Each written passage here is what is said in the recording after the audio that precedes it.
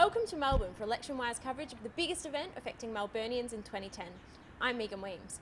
Well, the final series is set to get underway. The teams are busy working on tactics to appeal to their supporters.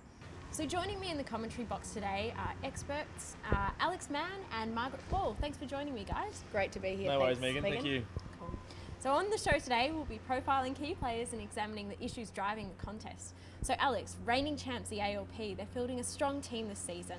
Who should we be keeping an eye on? That's right, Meagan. They sure have. Well, look, if you have a look at the lineup that they've been putting up this year, now, actually, let's just see if we can't fix that photo that looks like last year's team there. There we go. All right, now look, since Julia Gillard has taken over the captaincy, they've sure looked like the informed side, while there has been a little bit of biffo between her and the opposing captain. It's certainly been great to watch, of course. Actually, if you look at her now, she's prepping up just nicely off camera.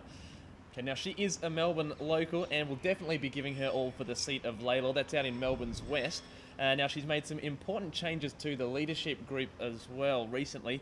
She obviously got rid of the last captain pretty unceremoniously, and now with key forward Lindsay Tanner having moved out of his seat, leaves a bit of a hole in the forward line, and he'll definitely be sorely missed in this hotly contested seat of Melbourne. Yes, I'll sure miss having Tanner on the bench. What with the Greens pushing their man Adam Bant in the Melbourne contest? Well, that's true, but let's not forget that the ALP have brought Kath Bautel up from the reserves. Now, she's an important player. She's a new face this season, but she was the obvious pick for the ALP, I think. She performed well in her role at WorkSafe Victoria and was instrumental in the fight against work choices. So, Margaret, you've been following the opposition closely this season. Who are the gun players we should keep an eye out for? Well, it's hard to look past their informed forward, Captain Tony Abbott. Now, physically, this guy just looks invincible, but politically, it's probably another story.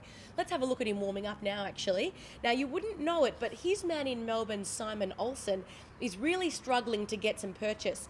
Obviously, they're pushing the young guy's small business credentials, and like everyone else in Melbourne, he thinks rent's too high, and he thinks King Street is a 24-hour knife fight. Now, he's been pretty quiet on the environment, though, so we're worried about how he'll stack up in what's largely considered to be a Greens versus ALP stout. Now, it's obviously not just about the latte belt. Melbourne's population is soaring. There are people spending an hour and a half at least just to get to work in the morning, and these are the sorts of issues that Banton is obviously his inner city bike rider type probably don't have to worry about too much.